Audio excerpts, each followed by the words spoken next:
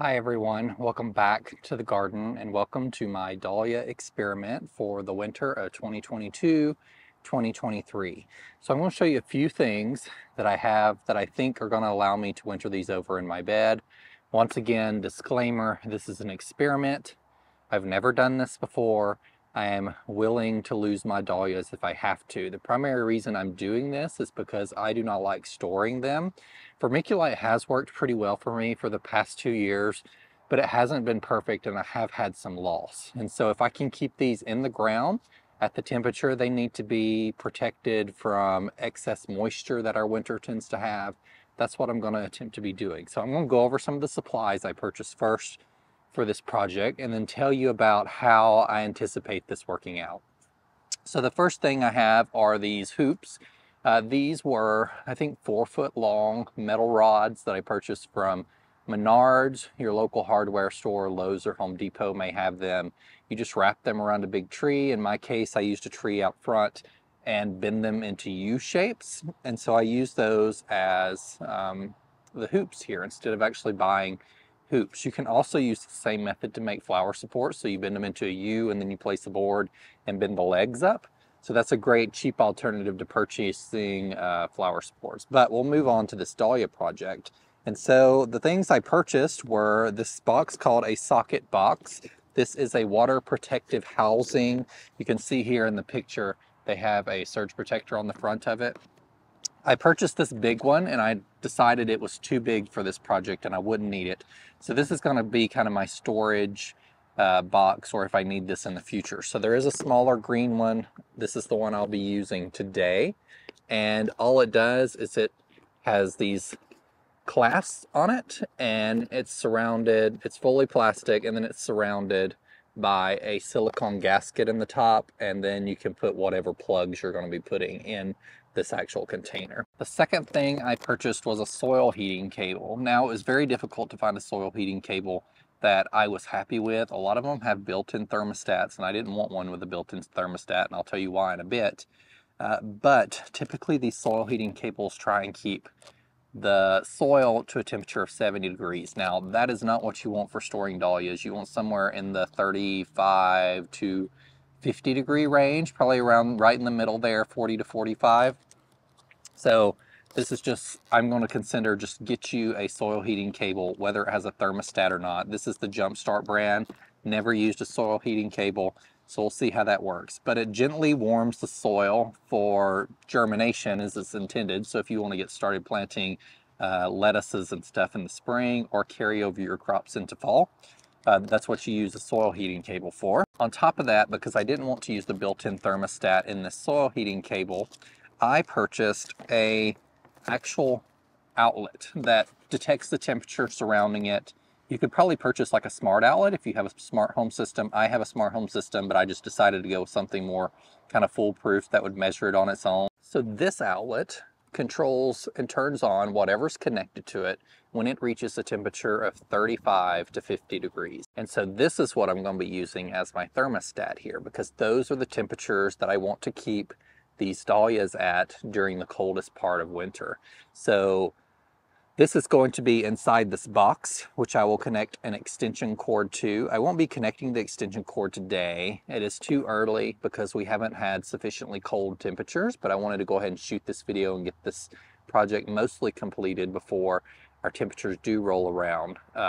It's too early to start this process. And so I will probably leave these as long as we're not getting below freezing. I don't have a concern with actually plugging this up. But as we head into winter, I'll come out here and go ahead and connect an extension cord to it and plug it up to the plug on the side of my house. And then this will keep it controlled on and off during that time. So the last step, which I will not be doing today because we still have pretty good temperatures, is I'll get some plastic, good, I don't know, 3 to 5 mil plastic, I think is what they may recommend. If that's incorrect, I will update in a future video. But I haven't really got the plastic on hand right now because I haven't needed it yet. And I've just got to go locate that. It'll probably just be something like a drop cloth because I'm not trying to create a greenhouse to keep these warm. I'm trying to keep the cold off of them enough and provide a little bit of moisture protection from our wet winters if we end up having one.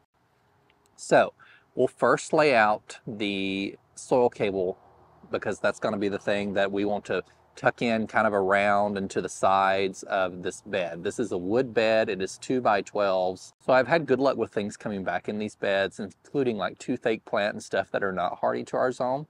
They've come back anyway. And so I think if I keep a little extra protection on these dahlias, that'll happen. So let's just get this process started. I'm going to spread around this soil heating cable. Now, there is recommendations for a certain length of soil heating cable you should use depending on your space. I just went with a 24-foot one. This is a 8-foot bed, and so it'll allow me to go down and back 3 times essentially. So I'm just going to put this towards the end. We actually have a rose of Sharon growing here at the back.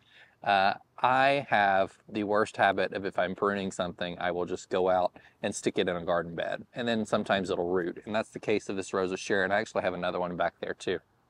So we have a full rose of Sharon plant. I'm just going to leave that in here over the winter, and hopefully it does okay, and if it doesn't, that's all right. So let's get started installing the soil heating cable.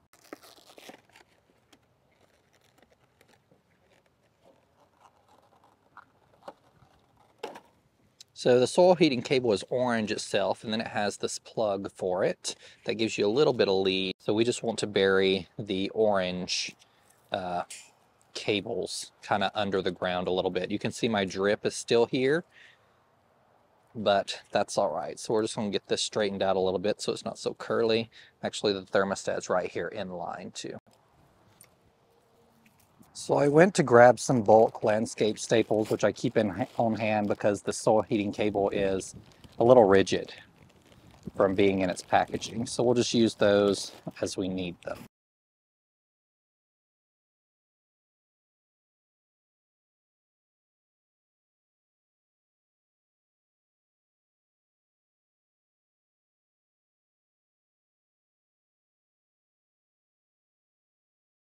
So I'm just going to plug the outlet directly into here, and then I'm going to put it in this box for now.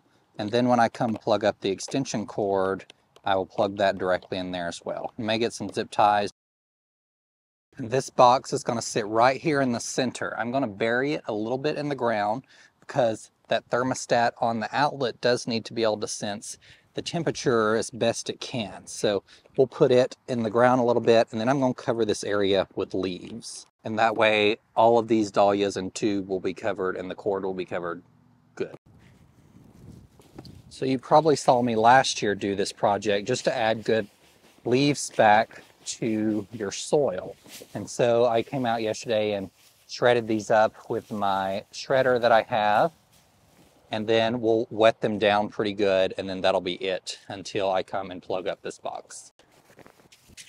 And that is pretty much it. I'll come through after I put the camera away and spray these leaves down. We have a really windy day and I don't want these to blow away, but I do have a whole 2 big bags of those that I'm going to add to my garden beds before winter really sets in. So if any blow away, I can refill this before I put that on. So here's how this will work.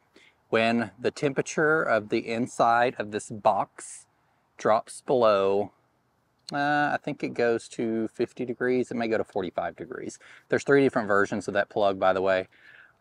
Each of them has a different range of thermostat, and I think I bought the one in the middle to keep it between 35 and 45. So when the temperature of the inside of that box drops below that temperature, it will begin to turn on and heat the soil heating cable. So we'll kind of ignore and override the thermostat that's on the cable itself because the cable wants to heat to 70 degrees. So that will keep the temperature above 35. Hopefully, if we have really cold winters, it may drop below, but the thing is that cable will be on constantly trying to heat the ground. And if we have days where it warms up, and because I'm going to be putting plastic on this, it gets warmer than 45, 50 degrees, it will turn off. And so the whole soil heating cable will not be heating during that time. And I thought that was the best method and found that there were no soil heating cables that I could find that had a temperature range between what I wanted, and I had to choose that outlet method to override that. So in the next couple weeks, as the temperatures drop, I'll find some plastic to put over this, and I'm just going to do it like a tiny little hoop house. We will tuck it in the sides here, and go around. I may lay some bricks on the ground to keep it covered. That will keep water out of it and try and keep the bed a little warm itself. I might have to come in here in winter, depending on how dry our winter has been, and throw a little water in here just so those tubers don't desiccate, but I intend to water it pretty good. Not like completely saturate, but get it like you would the vermiculite if you were storing it. Enough moisture in there that will not lead to desiccation. And then if we have, you know, some warm days, I can come pull off the end of the tunnel and let it vent a little bit, just like you would a greenhouse or a high tunnel, or completely remove the plastic altogether when it rolls around to spring. So I hope you enjoyed kind of my madness on how I'm going to attempt to save these dahlias over winter here.